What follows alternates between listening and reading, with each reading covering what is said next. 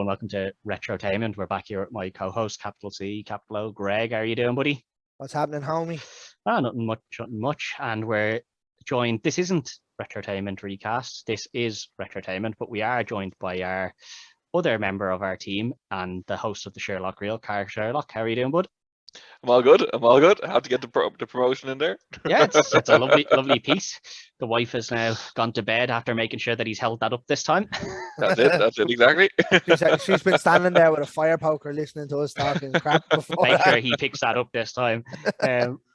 This week we're back with we're continuing on with our sports. Not a sport that most people would be expecting, I suppose, but one of my favorite sports films in terms of definitely the comedy side of sports anyway. Oh yeah. This is brilliant. Yeah, that's an absolute classic. This is one of those sports you'd find on we'll say ESPN 8 Yocho at about 4 o'clock in the morning. It's insane because the only time I've ever heard of ESPN 8 The Ocho is this film, and it's been stuck in my mind forever. Obviously the film is Dodgeball.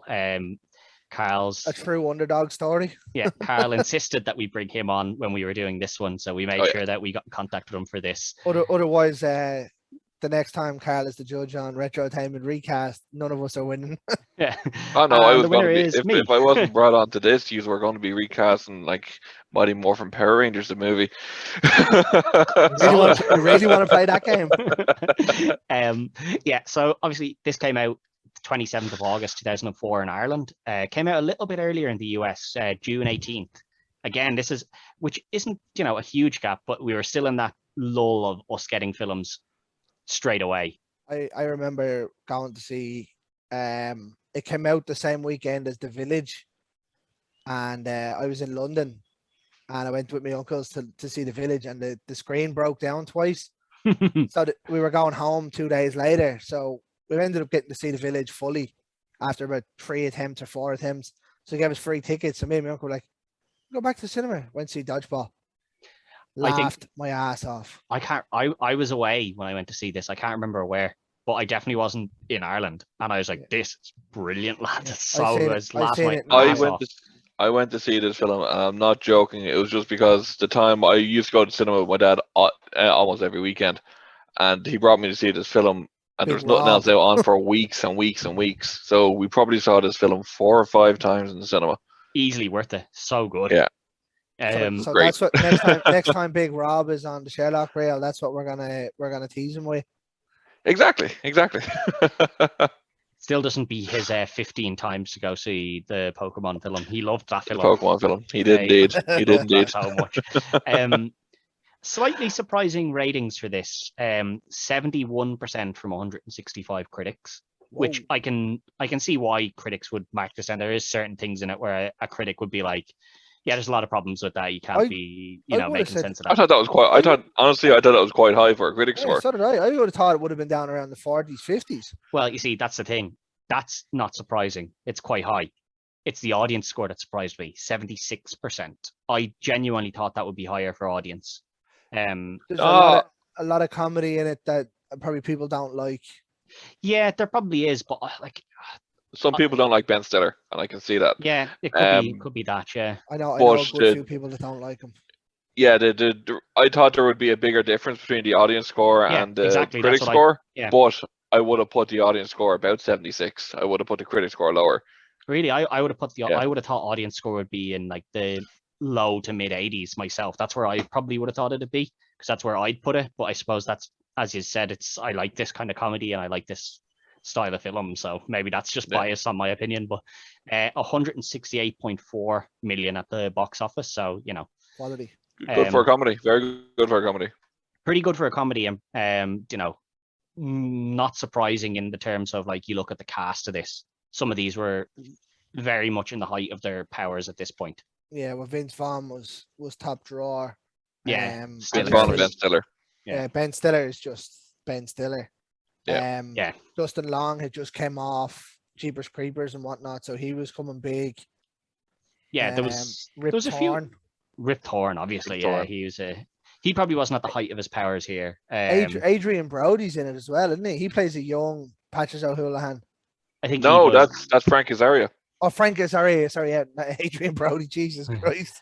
I wouldn't say Rick Thorne was in his heyday at this, but he was a big get for them. And there's some Alan Tudyk. Yeah, he was just coming off that TV show. What is it? They only got one season, and everybody's really mad that it only got one season. Oh, Firefly. Firefly, yeah. He was just coming off Firefly. Yeah, so he was a big name at the time. And again, there's a lot of other big names that are small appearances. Let's say we get Chuck Norris and David Hasselhoff. William Shatner. William Shatner is the one that I always kind of forgot that I got. Lance Armstrong. Yeah. Lance Armstrong is one that you do get. Yeah, like there's a lot of big names in this, but I love how this opens in the sense of like here's this really big ad, and it's a really long ad. Like, the way, like, if you were sitting watching telly and there was an ad that was like 4 minutes long, you'd be like, lads, what is the crack here? It's an American ad, though. It's an American ad. They have those ads. They do, but like, you're just thinking like, this is a 4-minute ad. That is insane. But it's the ad for Globo Gym, and just some of the lines in this are brilliant. Like, we're better than you. we're better than you, and we know it. Like, do you suffer from a hereditary disease like baldness or necrophilia? Or fatness and ugliness are like hereditary diseases, like baldness and necrophilia, and you're like, hang on, rewind that. Hang on a second here. Yeah. What?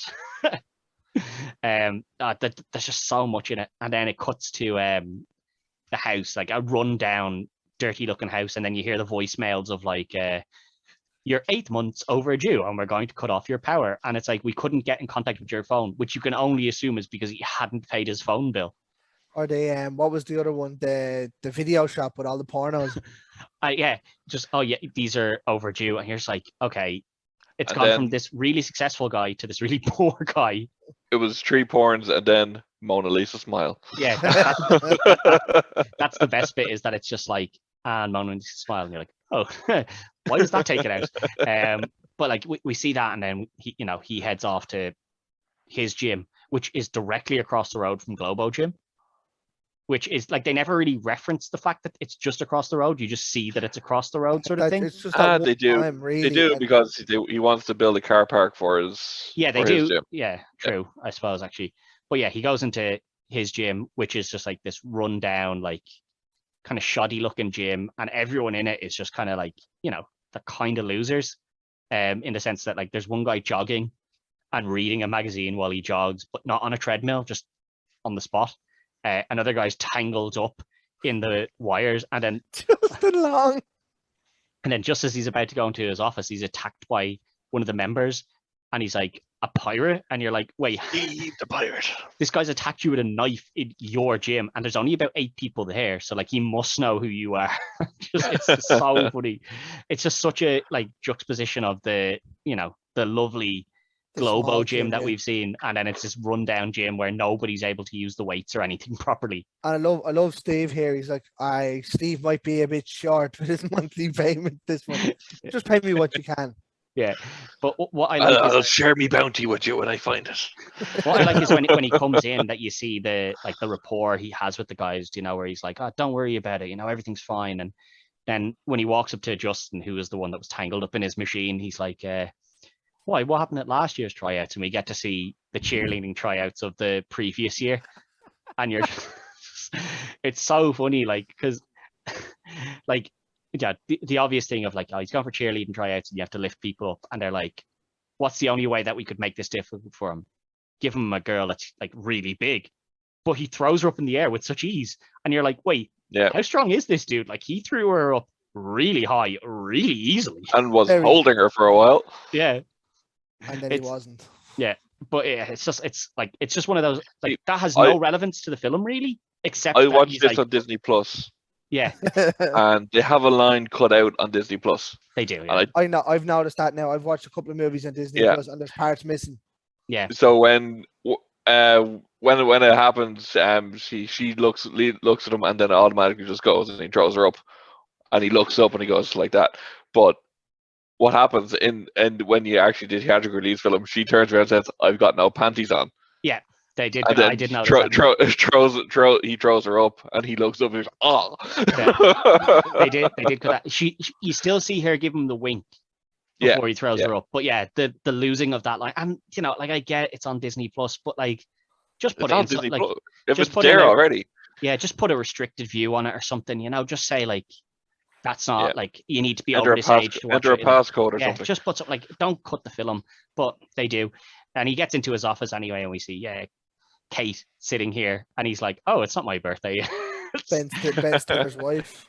Yeah, but like you just see, like this is what he expects. Like he doesn't think that this is an official visit. Like he's like, "Oh, the lads have bought me a strippogram," and you're like, "Wait, why was that your first thought when you walked into your office?" True. Probably because she's wearing heels and a skirt. Yeah, but like you know, this is how he views the whole thing. Like nothing is serious to him, and she's like, "I'm from the bank," and he's like, "All right, yeah, you need like we're gonna shut you down if you don't pay us," and he's like, "Oh, I thought you would have warned me," and they're like, "We did warn you for 6 months." And he's like, "Oh, I didn't think those were warnings." Like, what do Nobody you think warned they were? me. Yeah, what do you think they were?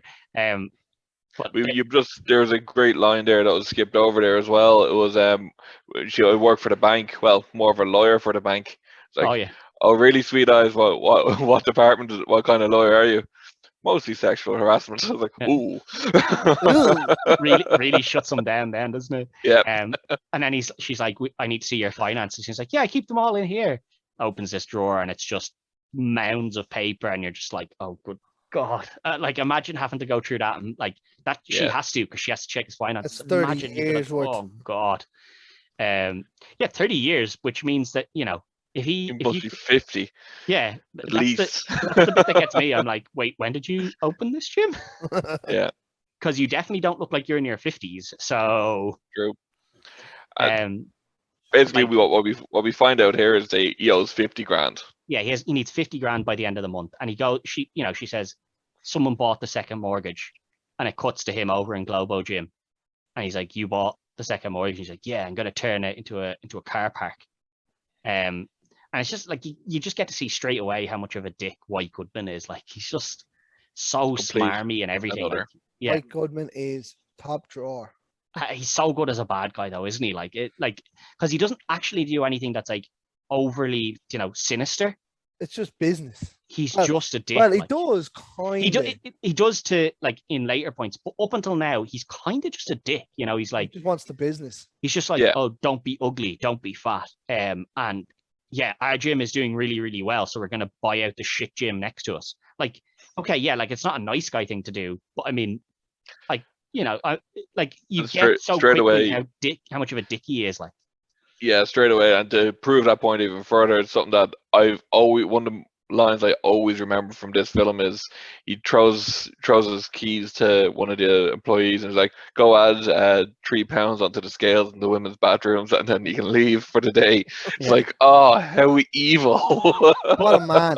What an idea. There's another bit just after that, right? So he's thrown him that, and he puts his jacket on and they go to walk out the door, right?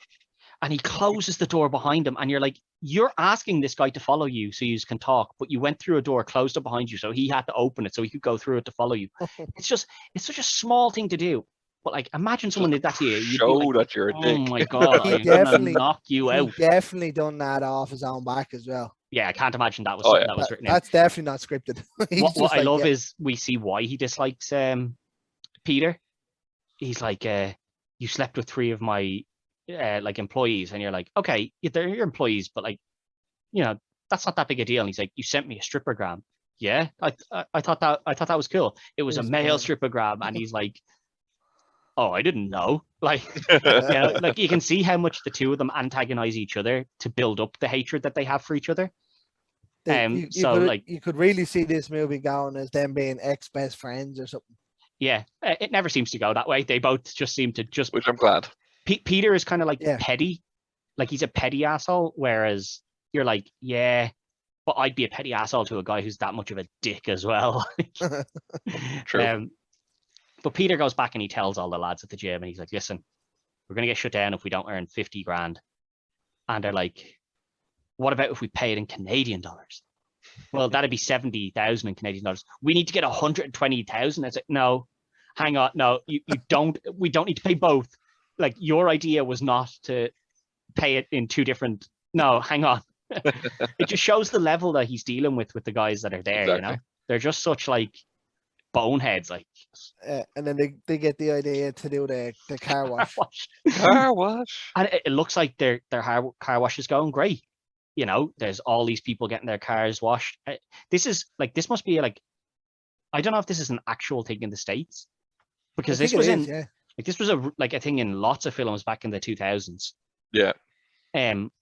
But like, would this be like, is this an actual thing? Maybe it was. I don't know. As far as I'm aware, it is. Yeah. Maybe it is, but like, that's it. I think it's cheaper to get these car washes than it is to actually go through to the garage and get a car wash. So that's why they do it. A lot of young ones out. But it's not actually. Yeah, but it's never actually a car wash. It's all just about getting young ones on top of the cars, basically. Yeah. You know? I'll tell you what, I'd go mad if I came and was at one of them and someone was climbing on my car. Yeah, in your car, building my car, standing on my car and everything. But I love this because it looks like it's gone so well, and you're like, oh wow, they might actually raise some money, and then it cuts to all of them, you know, kind of like fat-bodied and like not all of them fat, but some of them just like not in shape. Which I think was the best thing about this is that none of them were in actual shape. Why is one of them wearing biker shorts? If even one of them had looked Vince like Vaughn wasn't the best shape, and so that says something. Yeah, but like that's what I like is that they were like, none of you can be in like, you don't have to be in bad shape, but none of you can be in like really good shape either, because that will defeat the purpose of what they're doing. And they're like, we've only had one customer, that weird guy who keeps getting Justin to wash his car, and he's like playing with his belly button. It's so creepy. Dog. Get in there nice and deep, like. It's so creepy. That man definitely has skelly and butter for dinner. But what I love is that, you know, it plays off the idea that that's what these car washes are all about. You know, it's like, oh, the only reason people go to them is because the girl's washing the cars, and it's like the only reason he's going is because he's gay and it's a young lad washing his car. You know, it's the exact thing that, you know, and it's like the line isn't even that funny. It's the fact that it's when he's saying it, he's like fingering his belly button and stuff. I'm just like, man, that is just the fucking weirdest thing ever. Like, so good. But they don't raise any money. They actually lost money here, so they're further away from saving their gym than they originally thought.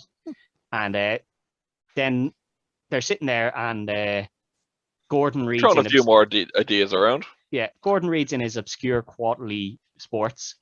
Oh, there's actually a dodgeball tournament, and the prize is 50K. Imagine, the prize is the exact amount of money you need, not more, not less. Exactly how much you need. Theoretically, they do need more. You know, they just kind of waved that out of the story. I can see that being marked down for that. No, they only need the 50 grand because they're just not going to pay the other expenses. We've seen that. Yeah. How far are you overdue on that 100 quid? A lot. Yeah, well, who cares about that 100 quid? You know, it's the 50. It's well, 50 they G's. They did want, before the dodgeball came, they did want to just, you know, sell blood and semen. Not mixed together. That was stated very clearly. Not mixed together. Arg. But Steve the Pirate is so good in this. As an actor, he is brilliant because he takes all of these roles where he's never really the main focus, but he's memorable. He does so many voices as well, and he's just memorable in everything he does. Like anything you see him in, you're like, oh, his character's so good. Like there's no way you can mention Dodgeball and not think of Steve the Pirate. Yeah, you know 100%. What I mean. And I always remember the obviously it's further on, but he's like Steve the Pirate, the only guy on our team who dresses like a pirate. Never heard of him. But like they come up with the idea that they're going to enter this dodgeball tournament. All they have to do is win one game. So they're like the qualifiers. They have to win one game in this qualifier, and they're like, okay, but none of us know how to play dodgeball. Oh, I saw an instructional video. Right, go get that. And I love the instructional video. It's so bad. So good. Hey Timmy, he's there painting the fence. Do you want to come play dodgeball? And he's like, yeah. Why don't you leave your premium lead paint? Well, nice little advertisement in there for the unspecified premium lead paint. But like, I love it. You know, it's like, okay, and they explain the rules to him, and you're like, okay, that's enough. And they're like, oh, but you're not ready to play just yet because we have 7-time ADAA, or is it 4-time? 7 or 4-time ADAA, American Dodgeball Association of America.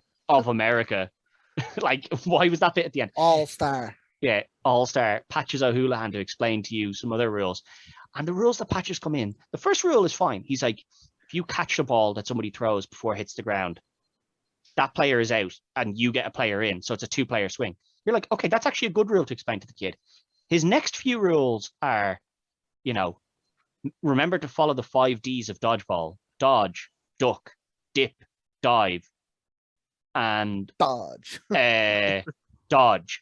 And like, I love that he stalls, because it's either he's either forgotten what the 50 is, or there was only 4 and he accidentally said 5 and just went that. And Definitely there was only 4 and he definitely just popped in the 5. Yeah, but then you're like, wait, this is a pre-recorded thing. Surely they could have just done another take and just, taken that bit out. But no, they just left that in.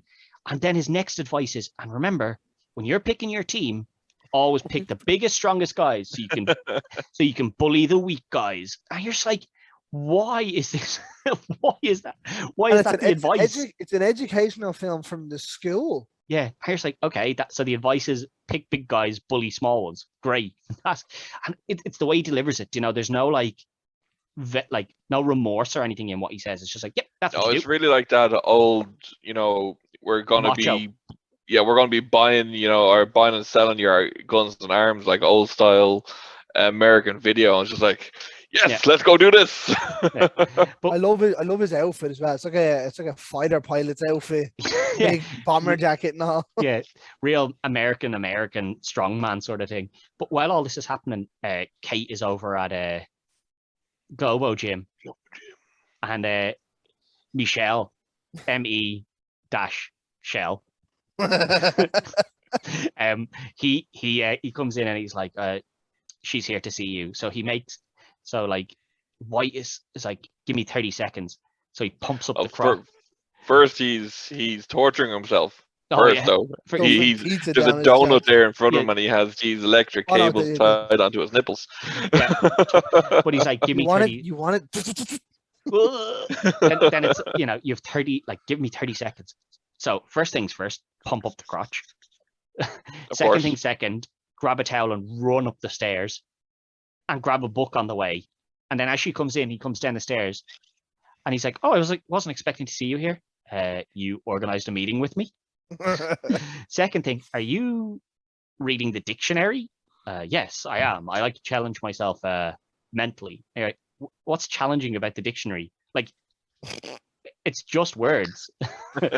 Like, it's literally words and explanations of words.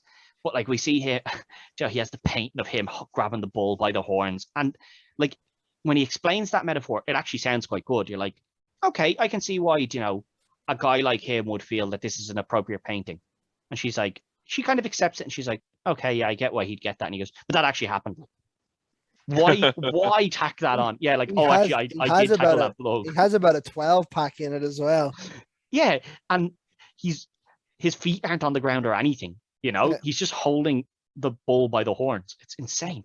But then he starts kind of flirting with her, and she's like, "Oh, no, I can't." Because we should mate. What? I said we should date. She's like, oh, I can't. She's like, oh, I can't because it's a conflict of interest. And he's like, I don't want you to feel like you work for me. I don't work for you. I work for the bank. Yeah, but the bank worked for me. So if de facto, I'm your boss. But the point he was trying to make was, don't think of me as your boss. And then proved his point that he's her boss. You're like, hang on, you've made a mistake here, sir. But it's just, then he's like, we should go out sometime. And she like gets physically sick in her mouth. And he's like, are you all right? It's funny. I just threw up in my mouth. And that's not enough for him to realize, oh, she's not into me. Like, he's still convinced that she's into him, even though she's just physically thrown up at the thought of, being involved with you. How easy do you reckon it was for the two of them to actually make that scene happen, seeing as they're married? I'd say it's pretty easy. Like, I'd say, like, they're both the chemistry actors. They have is so good. Yeah, like, actually, like, they're both very good actors, to be fair. So imagine her having to tell her husband, no, I just got sick in my mouth. Imagine the outtakes on that, I'd say. But the lads go to play their dodgeball versus Troop 417. We're playing Boy Scouts. Not exactly.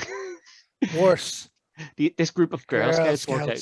The Girl Scouts walk in and they get creamed by the Girl Scouts. Yeah, up until there's a great Peter. There's a great line though there when the Girl Scouts walk in. Steve just goes, "Ah, bollocks." There's also the L for love scene. L for love. That's not what Gordon's family are here. That's not what that means, Gordon. Don't explain it to him. Like, this guy's life is bad enough. Please don't explain to him. He's ordered a mail order. He's gotten a mail order, Brad. Come on. Yeah.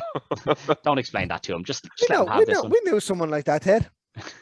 Well, we didn't know him personally. We knew of him. Well, I knew him personally. Oh, did you? I didn't know him personally. I knew of him. I definitely didn't know him. His life is exactly like Gordon's. Except Gordon's wife stayed. I hope he's not watching this. They get creamed up until, Peter hits one of the girls and he wellies at her. And he's like, "I'm so sorry. Like, I've just hit this little girl." And, she's just like, why did you hit a girl? And then he gets knocked out. What I love is that smashed. Yeah. What I love is that it goes to the ceremony and it's like, your man's about to present it and you're like, wait, hang on.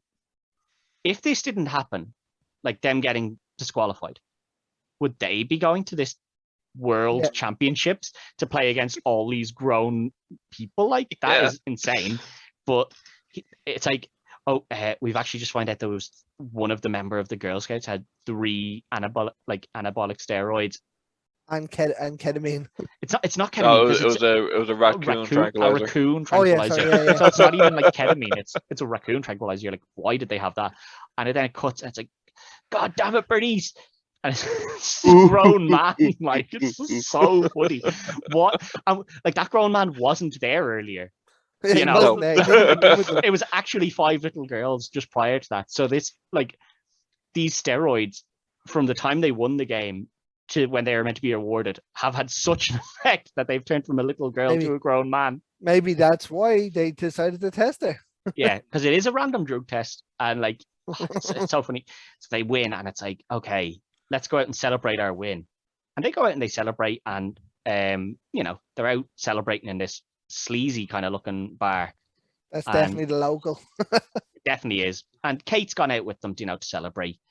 And White shows up with all the boys behind him, and he's like, "Oh, I didn't realize I was paying you to socialize."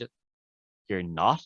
I'm not in work at the moment. I'm not on the clock. Well, good for you.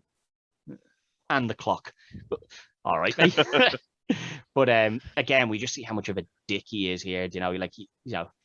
Well, he is kind of right. Like, they got through on default against a Girl Scout team. Like, they probably do deserve a bit of ridicule here. But it's when he pushes the waitress over. You're just like, man. That's when he goes too far. You're like, man, that's really a dick move. But I love when he introduces the team. First, we got Blade, Laser, Blazer, Michelle, Michael Consigliere, Michelle, and then I'm not gonna even attempt to try and say her name. But the thing is that, like, it's like he wants to say Romanian, but he doesn't want to say Romanian, so it's like Romanovian or something. Isn't it? Yeah, like, it's not even a country. Yeah. He just makes it like it's like 2 different countries that he's like mushed together because he's not sure where she's from. Her power plant team have won the national title. I love that times. Like that she hit show them. So he's brought this dodgeball with him. But who was carrying that and where was it? Because none of them had it. They just pulled it out. There you go. And then she hits your man over by the jukebox. And the guys all look over. I think that guy might actually be dead. I love that. I think that guy might be dead. But, he says, whatever, we've entered. And it's like, no, you can't. So that means somebody got knocked out so they could enter. Because he's like, well, forget your rule book. I know the guy personally. I know the Chancellor. Which means, like, there must have already been the set. So either they were allowed to enter and another team got in, or some other team got kicked out so that they could be in. Yeah. Which they never reference, but I just think is great. Like, okay, somebody got kicked out just so you boys could be in. They are the Globo Gym Purple Cobras. Yeah. So good. But it's so good. And they put this thing in the average Joe's gym at some point, like before they got back, of a cutout of White.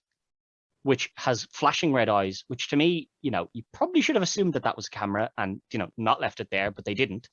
But when they leave when they leave the bar, this is when some guy in a wheelchair comes over and just berates Peter Peter. Fleur. Just berates him. That's some of the worst dodgeball I've ever seen. Hang on. All right. Does that mean that you were at that little gym center watching them play dodgeball against those little girls? And why were you there? Whatever about being in the bar, but they didn't play dodgeball in the bar. So where did he see them? You're like, why were you at that? If he's a dodgeball fan, why not? I could kind of see that, but it kind of seems he's not involved in dodgeball anymore. Because if he was, he's looking for his way back in. Take the man out of the sport, but you can't take the sport out of the man. Maybe, yeah. But he goes over and he just berates them, and he's like, "I'm Patches O'Houlihan." So they bring him in as their new coach. Why not? He was the guy in the instructional video, and he's gone completely off the rails here. Like they bring him in, and I love, White turns around to Peter and he's like, or Dwight turns around to Peter and he's like, is this guy, like normal? And he's like, yeah, he's normal by our standards. Pulls out a big bag of wrenches, puts it on the table. Yeah, so weird. But like, they go into like their training, and it's like, if you can dodge a wrench, you can dodge a ball. What? What? It was Justin that said it. He takes it square in the face. I love. He's just on the ground in bits, and he's like, "Patches, was that necessary? I don't know. Is it necessary for me to drink my own urine? Probably not. Probably not. No, but it's sterile, and I like the taste." And you're just like, that there is a line that always sticks with me. Yeah, same here. Yeah. There's a lot of lines in this that like you don't have a lot of Patches use for. Has a lot of lines, but you'd never forget them. Like even if you can dodge a wrench, you can dodge a ball. Like there's very little time where you'd ever use that. But anyone who's seen this film remembers that film, remembers that line. 5 days. The 5 Ds. No one's gonna forget the 5 Ds. They're the two takeaway lines from this film. I think there's one other really big line from this film. If you can dodge traffic, you can dodge a ball. No, there's another one that comes a little bit later, and it's a huge line from this film. I think. I'm guessing it's the one that they've changed on Disney Plus. No, I don't think it is. Although maybe I did, but I don't think so. But like we get to see them train, and I love that. Like it now goes into the training montage of him like firing the ball out of the thing, and none of them can catch it. And then eventually Peter catches it, and then the rest of them start catching it, except Justin, who keeps just getting smashed out of it. And then there's the if you can dodge traffic, you can dodge a ball, and they're running across which doesn't really work because you're not going to use duck, dip, dive in this. You could dive out of the way. Yeah, but I mean, dive under the next car that's coming along. Yeah, there's only really one D that you're like. Well, I suppose 2 Ds because dodge. They were trying to use it for the quick feet bit of it, weren't they? Yeah, exactly. But, it's just so good where he's teaching them, and then eventually, as they're training, we see how bad they are at throwing the ball. And Patches comes over to Gordon, and he's like, "You got to get angry, you got to get mean," and hits him. Square in the nuts, and then drops the ball, and it rolls off to Kate, who's just kind of hanging around at this point, still doing her job, I suppose. But she picks up the ball, and she's got a rocket. She's got a cannon on that. Where's the ball? God, she's got a cannon. What I love here is right. She throws it. It knocks his head off, and they all look at her, and she's like, 8 years softball. And the first line, like, and as you guys said, like some people wouldn't like this kind of comedy, and this might be stuff that might get cut out.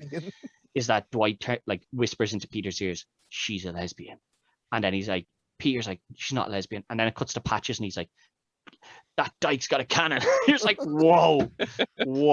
And then you see the camera from Dwight's thing just cut out. Yeah, that's when you get to see Michelle watching the camera, and this is the bit you were talking about earlier, Greg, when we mentioned he's punching him. He comes up and he rushes up to, like, he prints off the stills of her throwing the ball, and he runs up and he's like, "Sir, they're getting a lot better." Oh God. And he's like, "What did I tell you about he's like sniffing my private time. Yeah, it's so weird. Like, first of all, like when he's sniffing it, you're like, okay, I can kind of see what he's trying to do there. Like he's referenced the fact that he used to be really fat. So you're like, I get that he's trying to still enjoy it by like sniffing it, and you're like, okay, like I can see that there's something in that. And then it's like You see him Goes put it all in his American Pie trousers. on it.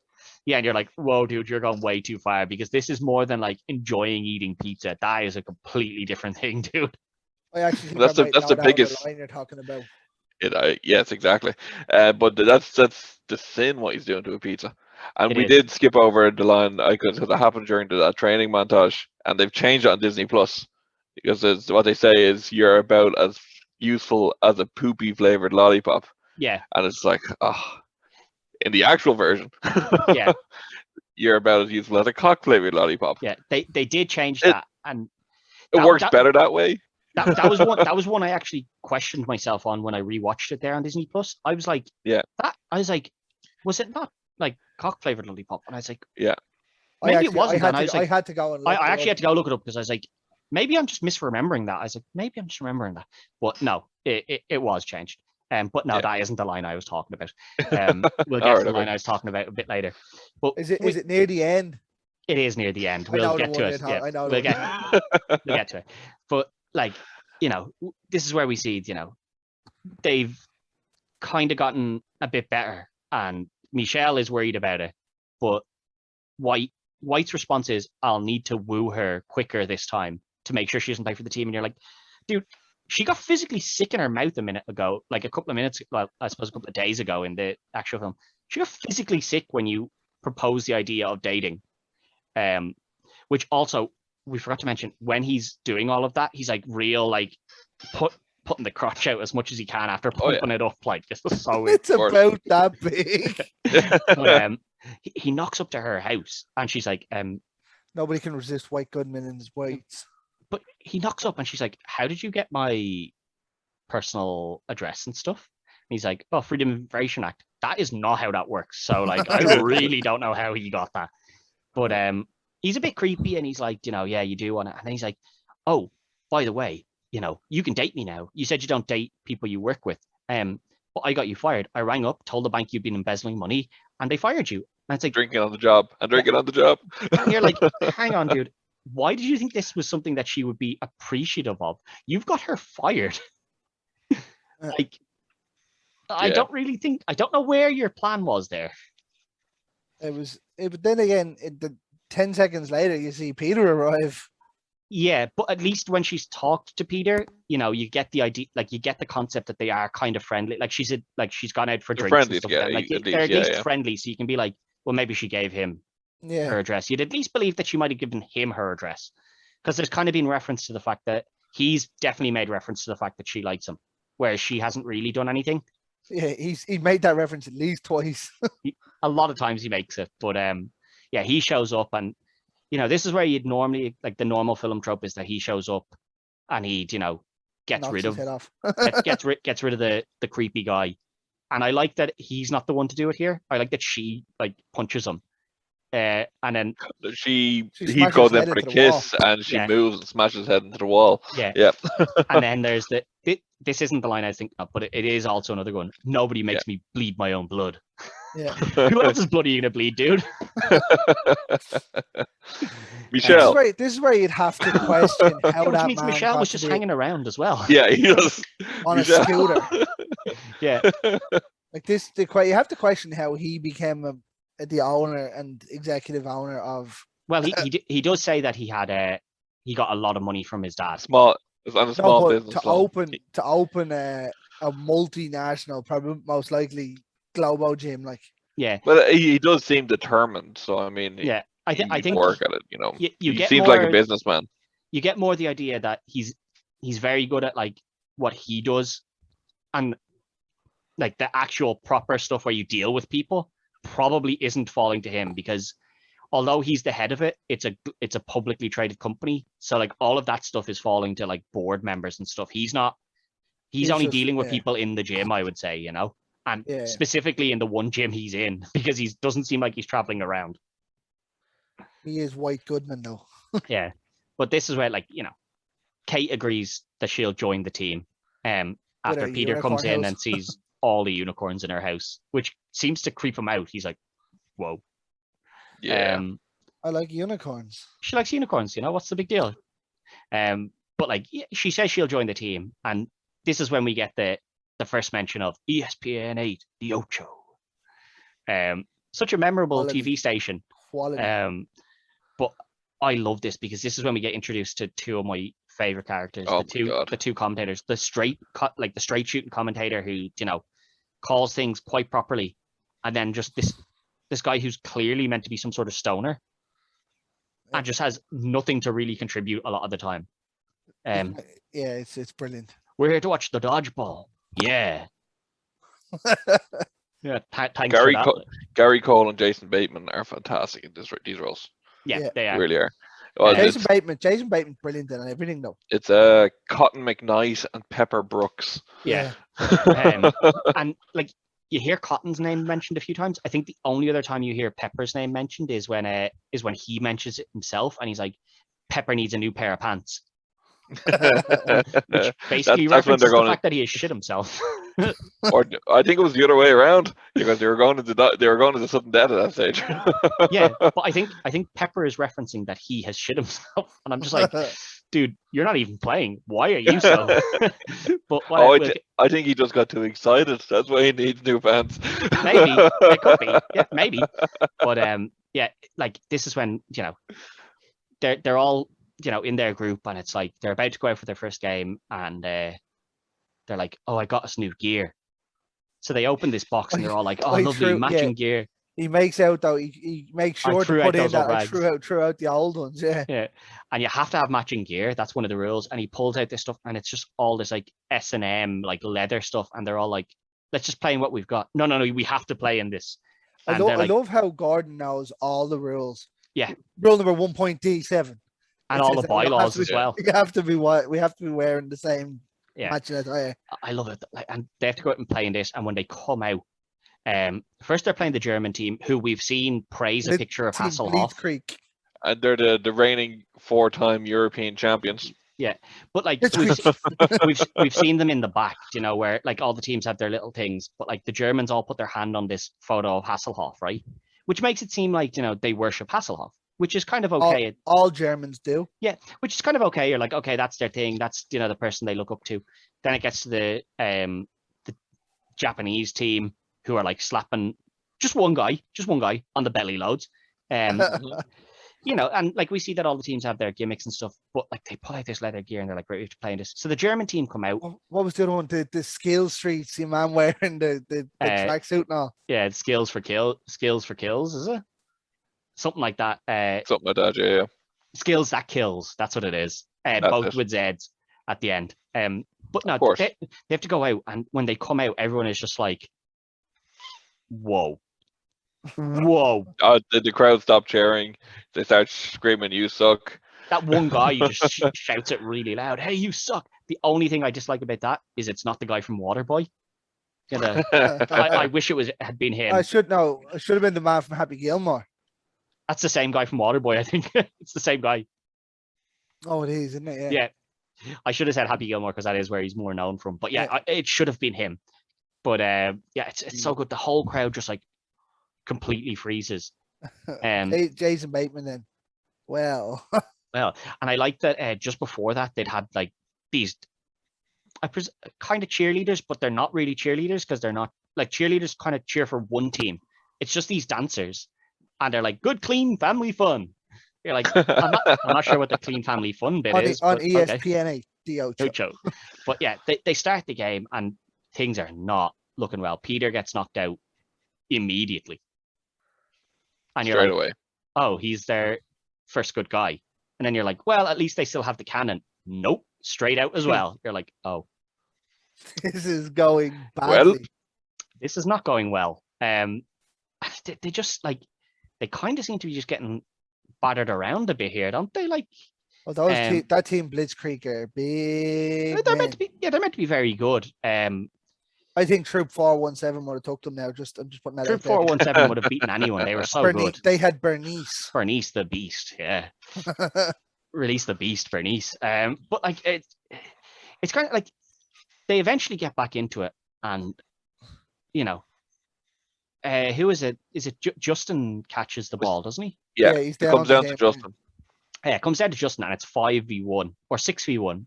No, it is 5v1 because the first guy steps over the line and gets You're out. You're out. You stepped over the line, so it's 5v1. and then he catches a ball. And as Peter comes. Yeah, he catches it. And Peter coming in. no, Yeah, Peter comes back in first because he went out first. Yeah. Oh yeah, Peter comes back in, and then Peter catches. Then Peter catches, and then back in comes Kate, and then you get the line. It's the old 3-player swing. The old 3-player swing. What I love here is you have to pay extra for that. you pay extra. It's a menage. It's a quick menage a trois. Yeah. Like, what gets me here is that they all come back in, right, and then it's down to Peter. Like, it's 3v2 now, and then they eliminate one, and then Justin gets eliminated, and then the other guy, the last guy on the German team, throws a ball and misses. Right, that's fine. And Cotton goes, he's ballless now. Right, and you're like, okay, that's a fair enough line, and obviously there's the joke of, he's ballless, but instead of it just ending there, Pepper comes in and he goes, you've got no balls, Cotton. And you're like, what did you add to that? Like, nothing. Literally nothing was added by you saying that, other than the fact that you got to say he's got no balls. Yeah, Jason Bateman was just fantastic in this. He really was. They beat them, right? And it's a shock upset. And the first thing I noticed about this is these games of dodgeball are insanely short. This whole tournament should have been done in one day. Because they're not done in about an hour. Like, they're not playing best of 5. They're not playing best of 8. It's literally just one game, straight knockout. If you actually have ever watched dodgeball, they're not that quick. Oh yeah, there's a there is an actual tactic and stuff to it, like blocking, like you have front blockers and all this. But I like that they win this, and then it cuts to the German team, and their manager is Hasselhoff, and I'm like, hang on. So they praise a picture of Hasselhoff, but Hasselhoff is also their manager, and he is going mental. He should be, they're the 4-time European champions. He just throws the picture on the ground. The picture of himself on the ground. Yeah, I love that. I love that Hasselhoff is obsessed with himself, that he makes them worship a picture of him before every game. So good. You could picture him doing that if he was the coach. Yeah, but the next we get to see, Globo Gym's team come out here, and they're definitely more, set up, and they have their own moves and they have the peekaboo move and everything. It's so good. Like, you can see that they've actually, been practicing, whereas these boys just kind of showed up and had the commentator knew it though. We go through a bit of a montage here. You see Globo Gym and Average Joe just kind of going through everybody. Yeah. The funny bit with this is that I love that everyone else has gimmicks. So the two gyms are just gyms.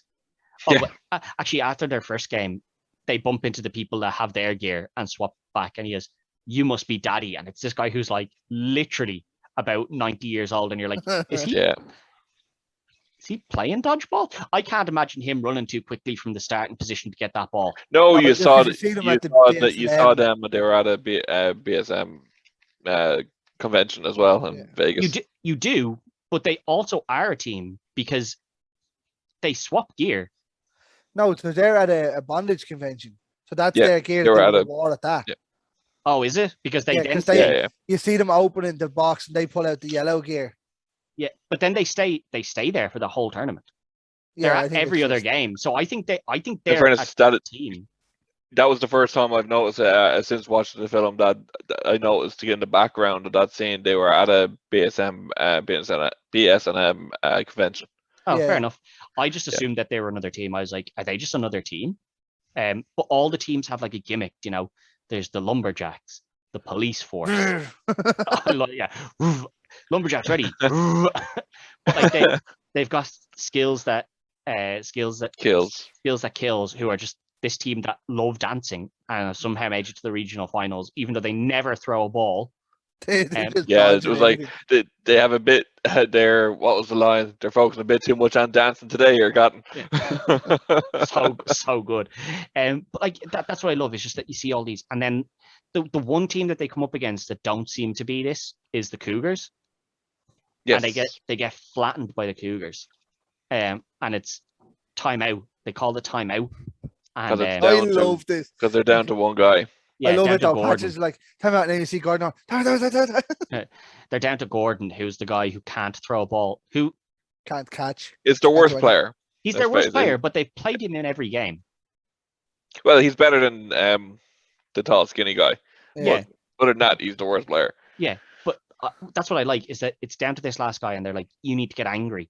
There's also one other bit that we just skipped over. It's when Patches gives his neck towel, which seems to be the one that he had in the original video Yes. from like the 70s. And he's like, I got some hookers in my room. If you want to come celebrate, he's like, no, I think I'm all right. All right. Fag. Yes, very like okay. No, I'm but surprised Disney didn't cut that out. that's the bit I No, would. it was they say is that something okay queer or something like that. I thought Yeah. you said, is it queer? Oh, queer, yeah. Yeah. He does, but I think originally it is. That Fag, could is be, it? yeah. I think Actually, that it is is. something It that- is that's some- the original release. It is, yeah. that is something that they changed. But Which is I'm all right about that one. yeah, I am okay with that. But the only bit about that is the towel being handed over that I want Yes, to come back to, really. But like we see, he's like, right, you need to get angry, and he looks up and he sees his wife laughing at a joke from some random guy, and his son and daughter looking really sad. They're waving. Yeah, but he gets super angry here. Isn't it David Hasselhoff she's with? No, It's just some random dude. Like, Why? Yeah, I only she's- watched that song. Why did I think it was David Hasselhoff? it should have been Hasselhoff. That would have been so much better. But Yeah. it's not sad. No, I watched it maybe about half an hour ago before Yeah, we did this. I love how angry he gets, and he comes running out. It's 6v1. And I don't know if you guys play like any online games, but like in Counter-Strike, when you're playing online, it's 5v5, and if you ever get down to like 1v5'd, the thing that's always said is clutcher kick. So you either have to win solo or you get kicked. Now, most of the time people say that and it's just a joke and no one gets kicked. But all the dead players will type it in, they'll be clutcher kick. And the odd time if somebody doesn't manage to clutch the game, which means that they have to beat 5 people solo, Yeah. they do get kicked from the team.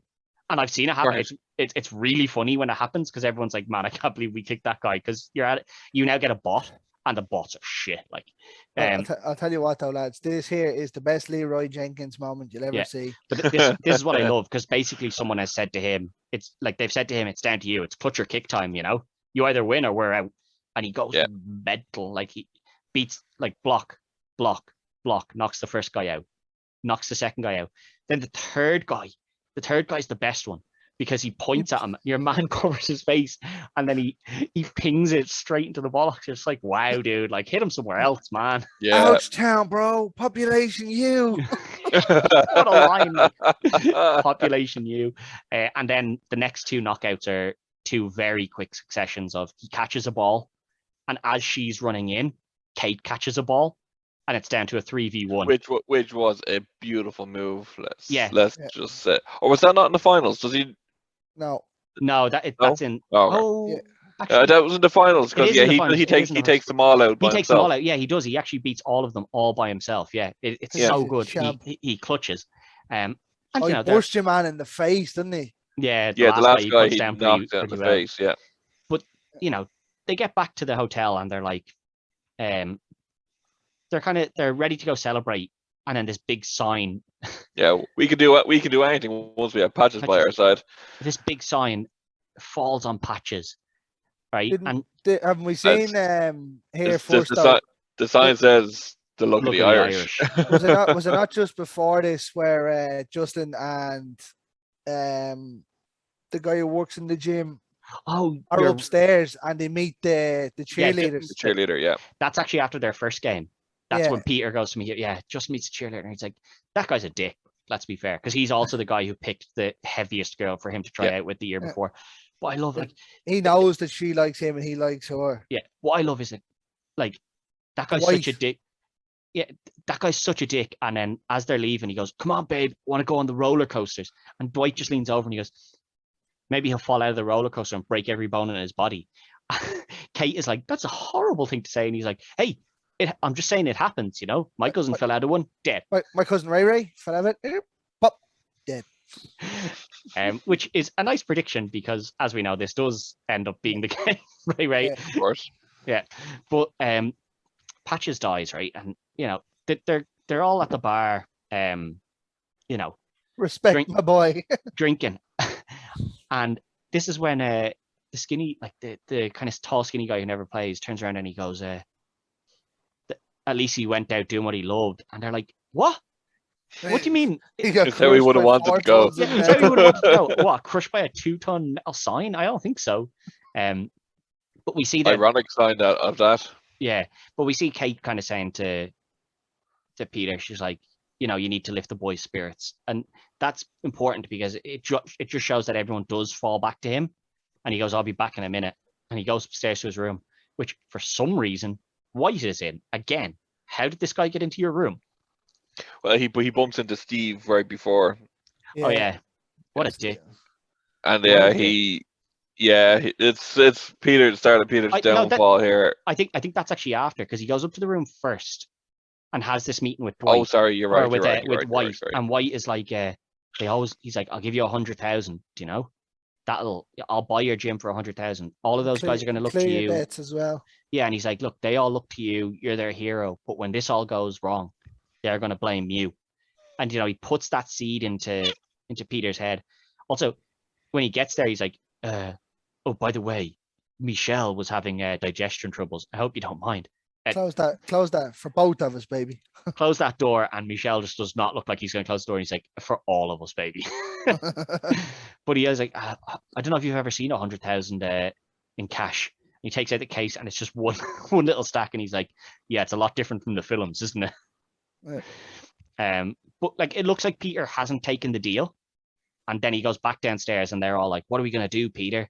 And this is when you see things are like clicking for Peter. He's like, they are all looking to me. Like, it is all on my shoulders. And he's made the point earlier in the film that he never has a plan, because if you don't have a plan, you can't fail.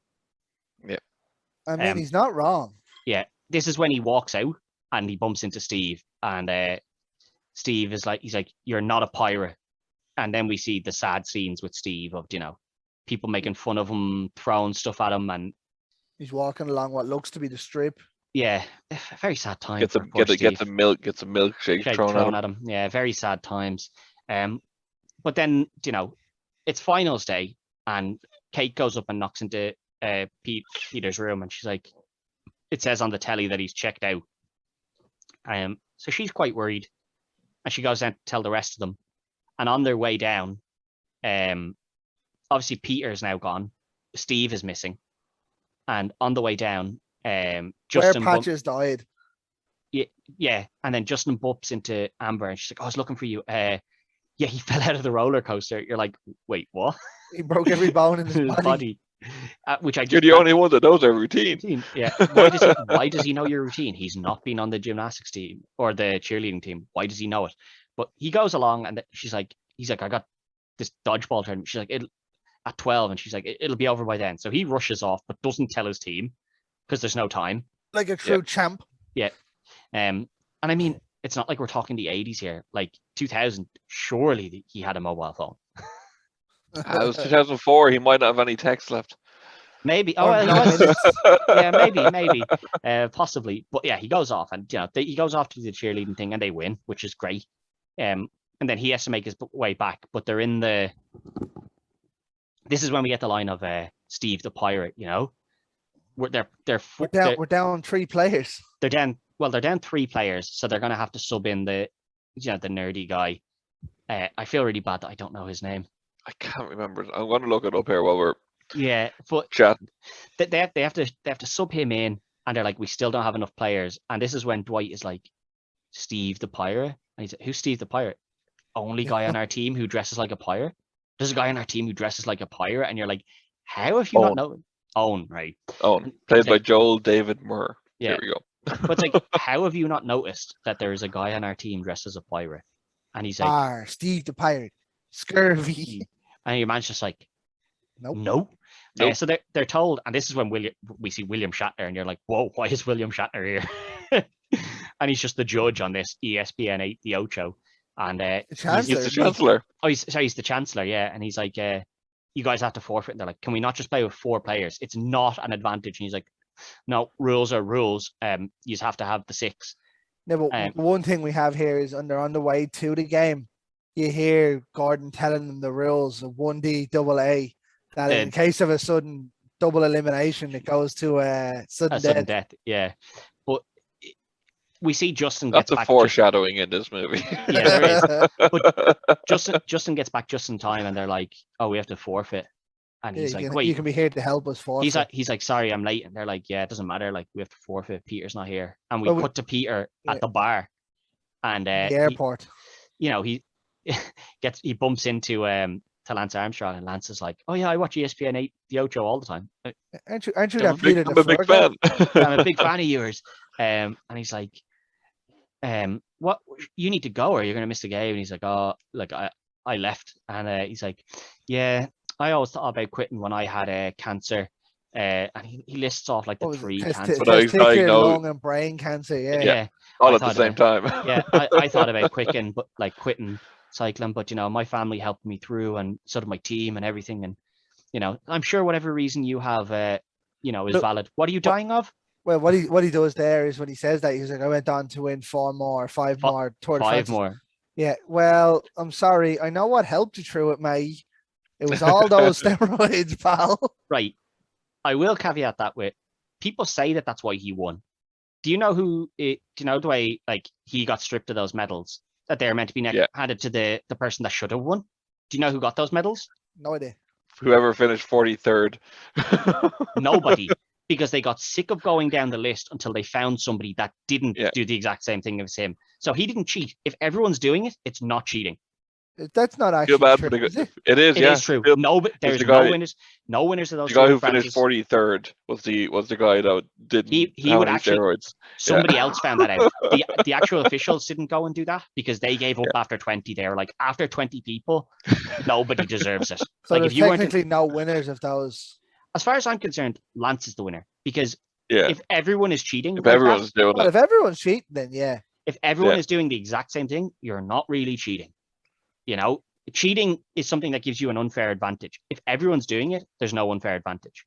Now, so to just get sidetracked a little bit, cycling is a huge team sport that people don't realize. Like Lance was 100%. Like you need those guys that cycle in front of Lance cut off the wind. Setters. They're not just pace setters, they also cut off the wind to make it easier for him so that they take the brunt of the wind. He cycles behind them so it doesn't hurt his legs as much. They have to cycle harder, and then at the end he zooms out in front. It's a very complicated sport. There's part of that does be in like Formula 1 and stuff. Yeah, there is. 100%. Yeah. It's a very difficult thing. And it's funny because only one person's is ever credited as being the winner. But like it is a team thing. But anyway, he asks, "What are you dying of?" to make you quit, and Peter's just like, "It feels like shame." Shame mostly. But it then cuts back to the team just as they're forfeiting, and they've come out, and the Chancellor is announcing that the victory has gone to Globo Gym, and thanks to their sponsors and all this. And this is when Peter happens to just show up, and they're like, "Oh, he's here, he can play." But before he does it, and this is the line, right? It's before Peter shows up, and I always forget that this is where the line is, because I always think that this famous line is during the sudden death, but it's not. They have to forfeit, and he turns around and he goes, it's a risky play, Cotton. Let's see if it plays off. No, I know the one you're talking about. No, but I always think that line is during the sudden death. That's the line I was thinking of, and I always thought that was during sudden death. And it was when I was rewatching it, I was like, "Have I got this wrong? It's a bold strategy, Cotton. Let's see if it pays off for them." I always thought that was sudden death. Nope, it's when they're forfeiting. They're forfeiting, and he's like, "This is a bold strategy." Is over, yeah. You're like, I don't think you understand. Like, they've forfeited. This isn't a strategy. Like, they've lost. It's all over here, bro. Which just makes, like, if that was in sudden death, it's funny because he's blindfolded himself. It's the fact that it's here when they're forfeit. It's just like that makes it even funnier to me. So I'm glad it's not in that forfeit scene, or it is in the forfeit scene rather than the one. It's so much better. So much better here. But that's the line I was thinking of earlier. I'm like, this is one of the more famous lines. That's 100% not the one that I thought you were talking about. No, that's the one I was thinking of. But he Peter shows up, and they're like, this is when the rule book comes back out again from Gordon. And he's like, actually, it says if the council can overrule you, Chancellor. That's I can you. I love that. I can By overrule a Chancellor. two-thirds vote. That's you, sir. And I love it goes to, They're all obviously famous people. I don't think they are. No, they're not. That's the whole thing. No. It goes to generic counselor 1, thumbs up. Generic counselor 2. And I love that, Peter and all are just like, yes, but it cuts to White and he's like, God damn it, give me a break. Oh, finally, somebody with some sense. And then it goes to the last person, Chuck Norris. Okay. And Chuck Norris gives him the thumbs up and he's like, thanks, Chuck. Thank you, Peter. What are you thanking Peter for? Like the whole crowd are being like, let them play. Which I love as well, because that's in the South. It's in South Park as well when they're doing the Pee Wee tournament. Let them play. And it's the Pee Wees who are meant to be playing a different Pee Wee team, but the other Pee Wee team had to pull out sick. So they're like, let the Pee Wees play the actual NHL team. And you're like, those are like they're kids versus and the NHL team don't even let them win. They crush them, like battering these kids around. Like one of them has the kid in the ground. He's like punching the head off. Not in this film. Still classic. But they get to play, and this is like the way they present this game is done really, really well as well. Like this whole movie though is done very well. Yeah, but again, it's just like Peter goes out. She gets knocked out as well. Peter's pretty shit, to be fair, lads. Gets knocked out quite a lot, yeah. There was actually just in the lumberjack game, there was one thing I don't know if you've noticed it. The other way you normally pick up one ball. When Justin gets knocked out in that lumberjack game, he has 3 balls in his arm. Yeah, he does. Yeah, he gets smashed as well. Why do you have 3 balls? What, you can't throw any of them the way you're holding them. No, but that is a tactic in Dodgeball. You bring them back, yeah. Somebody will grab them and bring them back. Yeah, but if you have them back there, as long as you have players, the other team can't throw them. Yeah. Oh, I get that. But like he grabs them. Surely you could just grab them and just throw them into your end. Like you don't need to still be cradling them the whole time. I don't think they can go out. You can't throw them out the back past the lines. I don't think it's like tennis. Yeah. They have to stay. I think they have to stay within the. Yeah, maybe, but it's just such a weird thing anyway that he was just cradling them, smashing the head. Yeah, but yeah. So we get to the finals, and like they knock everyone out quite easily, and this is when it's down to Justin, and he catches it's down to Justin, and he catches one of the balls, and obviously Kate runs in, catches the next one. It's such a beautiful move. Yeah, the old 3-person swing. Yeah, so now it's 3 of them versus 2. Michelle and White. Now, obviously, Owen and we're not going to even try and pronounce her name, both get knocked out because they both run at each other and then stop. Yeah, in the previous scene, they start talking to each other, so they kind of like each other. You're the one who always stares at me. Why? You're the prettiest woman I've ever seen. And like, I love that that's the line here because they've gone out of their way to make her ugly. Like, they've given her teeth that jut out at weird angles. Like, they've gone out of their way to make her quite ugly. Give her big unibrow. Yeah, and fair play to them because they weren't just like, let's just get an actress and be like, she's ugly. They got an actress and we're like, we have to like go out of our way to make her as ugly as possible so that this joke works. Like, yeah. But like they both get knocked out, and Justin gets knocked out because for some reason, at this point in time, Amber decides to get up in the crowd and shout, "Justin, I love you," and you're like, he gets smashed. I'm sorry, but your boyfriend has just fallen out of a roller coaster and had all of his bones broken, and now you've just got him knocked out of this tournament. You're a horrible person. Yeah. But yeah, we then see, like he's knocked them all out, and it's down to 2v2. And Michelle throws a ball that is going to hit Peter, and Kate does the big diving save. Takes it in the stomach. Takes it right in the stomach, and as she's walking off, White just pelts one at her head, and you're like, wow, right in the face. Wow, dude. That's a warning. That's a warning. Yeah. Pow, right in the kiss. I thought she was still in play, but like, what? You can't do that. I'm out here sweating. Ball slips out of my hands. Big man. There's no way you can hold on to the ball. I don't know about you lads, but like, if you've ever gone paintballing, that's exactly what happens. So the way if you ever go paintballing, they're always like, if you get shot, put your hand up. There's not. Not a hope in hell I'm putting my hand up and walking out. If I get shot and I'm meant to leave, I am sprinting, because every time I've gone to play paintball, you stick that hand up, you are getting rinsed out of it. Well, you don't go with the right people then. No, he goes with no. Rephrase that now, okay? You don't go with the right people.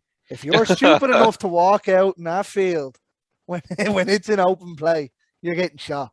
No, but it's not even like, even if you don't go with people, like if you go with your own friends and you're playing against other people that you don't know, it doesn't matter, because you do panic, like someone puts their hand up, but you see someone walking and you're just like, oh, he's gonna take their shot. Like it's a natural instinct to shoot them. It'll take you a second or two, so you get rinsed out of it. So you better stick that hand up and run, but like he hits her, and then we have to restart play, where you each start with a ball, but now there's only 3. So like Peter has 1, Michelle has 1, and White has 1. Yeah.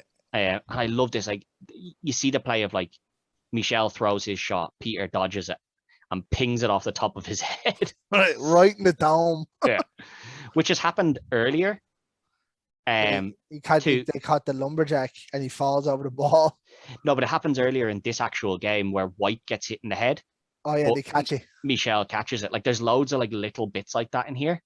Even when it's great down choreography. To even when it's down to Justin, like Justin hits it and White hits it up in the air, and you're like, you could just drop the ball you're holding now and catch that one, and he's out. Game over. No, you can't finish on a catch. True, but like they even say it. They're like, there's 5 of them and 1 of him. All of you just throw it at the same time. He's going out. They just even say it. They're like, they're toying with him. But they say they're toying with him. Yeah. I love how he's bouncing on his toes. And he's like blessing himself, and he's like, yeah. But it gets down to like Peter celebrates as he's knocked out Michelle, and he gets smashed. He gets hit, and like you're sitting there watching the film. You're like, is this how this ends? Like he's actually just that was the original ending. Yeah, that's just it. It's over. That was the original ending. If you watch the DVD, they have deleted scenes, and that's the original ending. You just see Globo Gym celebrate, and then the credits start to roll. That's how they should have ended it. That's how they. But it got such, when they had preview screenings and all that type of stuff, yeah, people got such bad reviews that which is probably good. Let's be honest, that would have been horrible to see. I think it would have been funny. It needs it as well, though. Films need that. I think it would have been funny, and I agree that a lot of films do need less of this, happy endings. But I think for this one, you really did need the happy ending, because there was so many payoffs from the happy ending of this that it works so well. But it does. It adds another 15 minutes onto the movie as well. Yeah, exactly. But we see there's a double fault because White has stepped over the line. And I love how he's ridiculing the referee. I've never seen such bullshit plays. Dude, you've played like five games.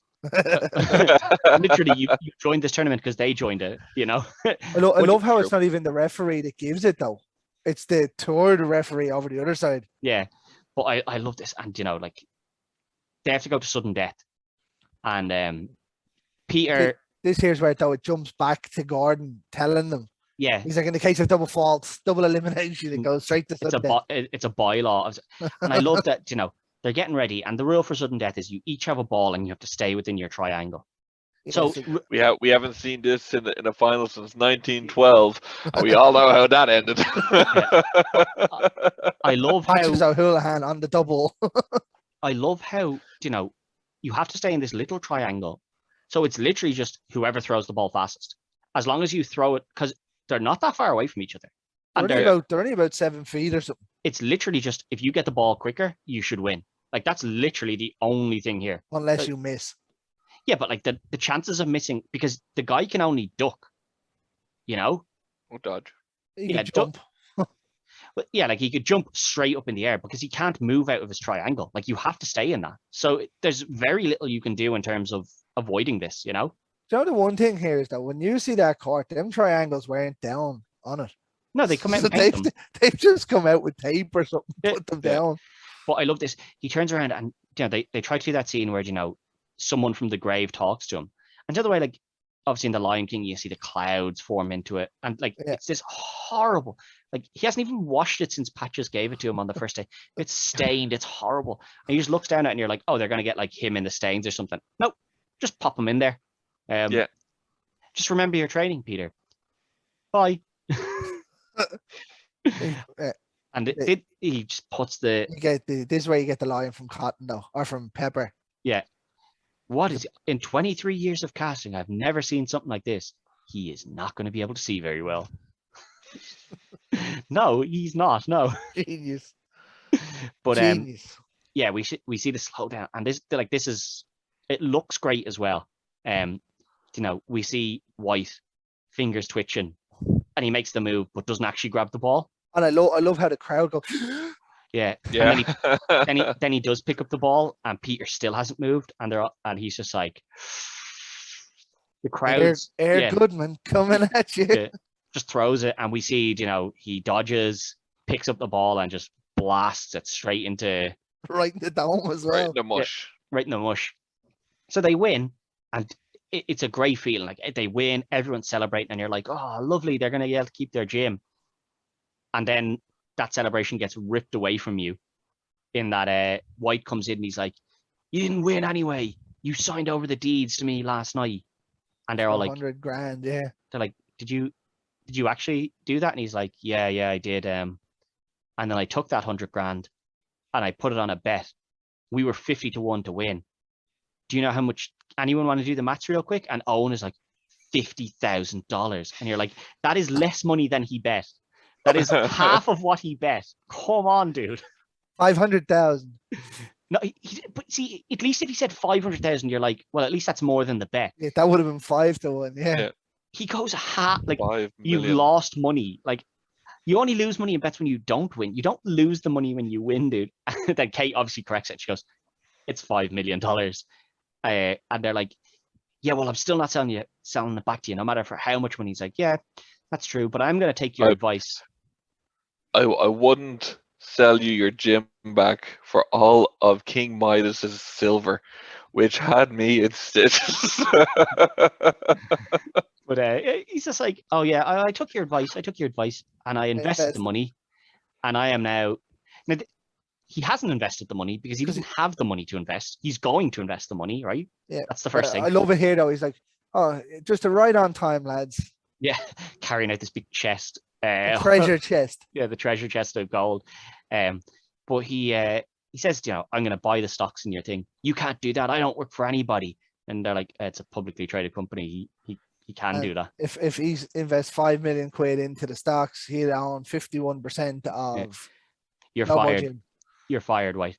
And I just love how angry White gets. And again, you just see how much of a dick he is, because when he's walking off, there's some little kid with a hot dog, and he pushes the little kid over and like mushes the hot dog into his mouth.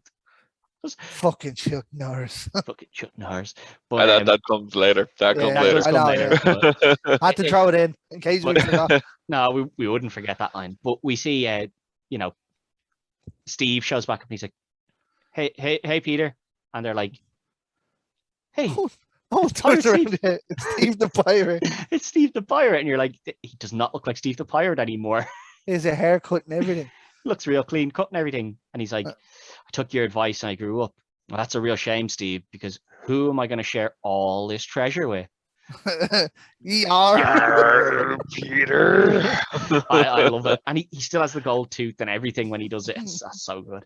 But then we get the line of, they're all celebrating, and then Kate's girlfriend runs down and they kiss or whatever. And it's Dwight comes over and he goes, "Told you she was a lesbian." She goes, "Hey, I'm not a lesbian." It's just like real angry. I'm bisexual. Right, she's bisexual, but she's in a committed relationship. That line wouldn't play today. Oh Jesus, no. I think that line would be okay today. No, I don't think so. Not at all. Really? They'd throw something else in, but I did no way with that. We're in an open relationship. Yeah, or something. Open relationship, fine. I'm bisexual in an open relationship. Just I'm bisexual, definitely wouldn't play. No, I think I couldn't say it now. I'd say I think they'd have to add to it, but I don't think that I'm bisexual bit itself is the issue. It's the fact that she says she's bisexual and then there's no. Yeah, but that just play. The reason it won't play is because it plays into the male fantasy of bisexual. You must just fuck anything. Yeah, no, that bit would need to be changed, but I do think that line would still be there. I think they just have added to it and said it's an open. Exactly, it would have to be elaborated on. we're I'm bisexual and we're in an open relationship. Yeah, I think that would be the thing. But we also see that just before this, Dwight has 2 girls on his arm as well. He does. He does. Dwight's a hero, though. And it's looking like this is the end of the film, and the film ends with an ad for Average Joe's, which is replaced. And it's also a long ad. Yeah, again, it's a long ad, but what I like is that this is the exact way the film opened, but in reverse, because now it's an ad for Average Joe's, and it cuts to White sitting there, and he's gotten all fat again, and he's like eating chicken, fucking Chuck Norris, like there's tubs of ice cream and everything. There's a little bit in that ad that I didn't notice the first couple times I saw it, but I noticed it there today. I was like, holy shit. So they're going off, and they're saying, and we have our dodgeball training and all that type of stuff. So they all go, and all the main cast are lining up together. Yeah. If you look at a cheerleader, she's pregnant. Oh, I noticed that. I actually know that's one of the weird things. Do you know when you just notice something the first time you watch something and nobody else is not? That's actually one of the weird things. Yeah, that's one of the weird ones that I've always known. I was just like, oh my god. So she said, suddenly from I love you, it's like, well, you're pregnant in high school, love. Yeah. And your boyfriend just literally a couple of hours ago, the night before, fell out of a roller coaster and broke all of his bones. You walked off on him. Got with someone and got pregnant. Got with someone and got pregnant quite quickly. But my man, Justin, my man. And also you get to see Owen and the girl from their team, but she doesn't look really ugly anymore because she's no longer a baddie. She's one of the good guys now, so it's okay. But I love that it cuts here and then the credits roll and you think that's the end of the film. That was really good. I really enjoyed that. After your fuck Chuck Norris line. Yeah, and this was it's quite common now where if you go to see a Marvel film, you always sit through the credits. And at this point, quite a lot of films, if they're superheroes, you'll sit through the credits. I would say a lot of people walked out before these credits. Oh, 100%. And this happens quite early in the credits. Not even like Marvel, where you have to watch all of the credits and then it happens. This happens halfway through the credits. I'd say so many people were gone for this little bit, and it's just him sitting there, and he's like, it's White in the the big fat suit, and he's like, you want to see something else? And he's complaining. He's like, the good you get your happy ending. The bad guys lose. Bad guys lose. Good guys always win. Oh, you're real happy, yeah. And then he sings Khalees's Milkshake, which was a song I'd completely forgotten about. It's so and this isn't you don't need to put something like this in. There's no reason for this to be in the film. But it's he was just having that. He definitely just wanted to have a laugh with the fat suit on. Yeah, but that's my point. Definitely, 100% definitely did. It adds nothing to the film, but it adds so much at the same time. It's comedy gold. Yeah, and I love it. He's playing with the tits, and I was like, oh, did you? But I have to charge. It's the same. Fatty made it funny. The same in Tropic Thunder when they have Tom Cruise doing the same thing. Yeah, but when he's like, oh, did you like that? Fatty made it funny. It's like, why did that get added in? It's just so good, though. Do you know? Do you know how we were saying they made the girl look really ugly? Yeah. Do you know who she is? Her name is Missy Pyle. She's the coach in the new Jumanji with The Rock and all. She was in a few other films as well. She is, yeah. Yeah. I just had to look it up there. I was like, who is she? Yeah, she's quite a famous actress as well. Yeah, I think she's more of a singer. I think she's a singer by trade. I think possibly. I don't know a whole lot about her, but she's been in quite a few films as well. Yeah. But as a film, again, and this is very reminiscent of the other films, a couple of other films that we've done for this sports. It's not overly sports centric, but I think this is what makes the best sports films, is that the sports are they are important. You need them for the story, but also there's so much more happening in the film. The side stories in this are brilliant. Yeah, and it's just that's a great film. I'm a big comedy guy, and whatever about people, some of the jokes are a bit, dated and things like that. I still love it, and everything's going to be dated once it's 20 years old, nearly. You know what I mean? Yeah, exactly. Oh God, it's mad to think that, isn't it? It's not 20. It's not 20 yet, Carl. So we're still. No, it's 17 though. Yeah, it's getting there. It's getting there. But just seriously, I absolutely loved this film. And I'm so glad that You had said to us, Carl, that you wanted to do this whenever we did it, and it was only when we started doing sports I was like, Greg picked his film, which is the one that we just put up there on Saturday, which was obviously Remember the Titans, one of Greg's favorites, and that's a brilliant film again. Left side, strong side, which is very different to obviously very different to this film. I don't think Greg was overly happy in the Sherlock reel when we knocked this out. Remember the Titans. Remember the it Titans got to the final. It did get to the final. I don't think you were happy that it didn't win, though. To be fair, they lost to Rocky. Come on. Yeah, I know. But I think Greg still wanted it to win. I did say at the day though I was kind of voting for it, but like I would have voted for Rocky if. You did, but I wouldn't have if it had got to 1-1. I was 100% voting for Remember the Titans. Nope, definitely not. That was your favorite, like that, and that's the way it is. No, the absolute again, this film's very similar to that in that the sports is kind of, it is important, but it's also like the sports is kind of the side story here. But whereas that one's quite a serious subject matter, this one is just comedy, comedy gold the whole way through. The only thing even the serious stuff is funny, the kind of things that was missing here might have been the likes of a Jim Carrey being on one team and things like that. I thought they might. I don't think it was needed because you had the super serious team. Yeah, you couldn't add any more comedy characters really into that because you had your White Goodman. Yeah, no, but I'm more thinking the way they brought cameos in of random people. Say the Skills That Kill could have had Jim Carrey on it just for the crack. Yeah, maybe, but they went so quickly. I mean, yeah, but that's all you want from a cameo. Yeah, William Shatner's in it for 2 minutes. Chuck Norris is in it for about 4 seconds. Yeah, no, there's a couple of you could have thrown them in, but again, that would have just been. I'm generally surprised Owen Wilson wasn't in it. Yeah, that was probably the big. That bromance hadn't started yet. No, I would have liked 2004. Yeah. I would have liked if this was the start of that bromance. Just Owen Wilson just on Skills That Kills. Imagine just he's the guy doing the running man. Would have been so good. Wow. wow. But when he gets hit, just shouting "wow" really loud. Oh, it would have been so good. No, but it did. This film didn't need it. Ow. No, but this film didn't need it. It's an absolute classic, and I'm so glad that we decided to do it. We were thinking about putting it in as a comedy. It did get mentioned. It did.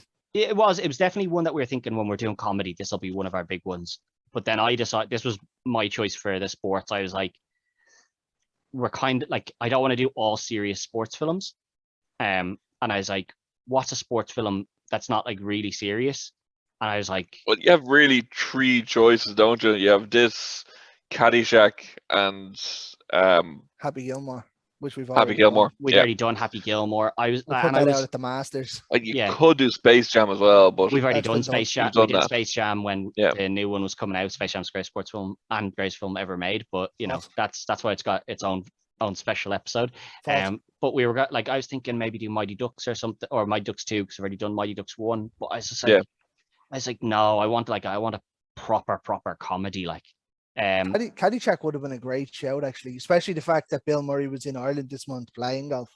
Yeah, true. The thing is that as good as Caddyshack is, the funniest golf film is Happy Gilmore for me. Yeah. As good as Caddyshack is, that's the truth. So I went with an obscure sport, Dodgeball, of course, which can only be found on ESPN8, the Ocho. Yeah, and as a film, I was just so happy that this is the one I picked, and we had to make sure we got you on, Carl, obviously. Definitely, because you're such a big fan of it as well. How could you not be though? I can understand if you don't like Ben. If you don't like Ben Stiller, I can see kind of why. But if you're just a generic comedy fan, this has to be up there for you. Yeah. Yeah. Perfect. It's perfect. The timing of the jokes, some of the references are it's flying to the wind as well, but they're brilliant. It's the small cameos that you get and the memorable quotes that you can use. I've seen that, it's a bold strategy, Cotton. Anytime someone does it's a huge meme. People say it all the time now, and it's how did that get so big from a film from 2004 when memes and stuff weren't really a thing? because the movie holds up. Exactly. The movie, some of the stuff does. in the film is a bit questionable. It's a bit dated, but also, you know, I think that can still work now. I know a lot of people might not like it being in the film, but I think some of that stuff does still work. Like Django Unchained showed that certain things can still be said and done if you present them correctly. You know, Quentin Tarantino True. can do what he wants. yeah. But no, that's it for this week. So thank you all for watching, and don't forget to check us all out on the Dynamo Podcast Network and check Carl out on the Sherlock Reel. But thank you and good luck. Shalom.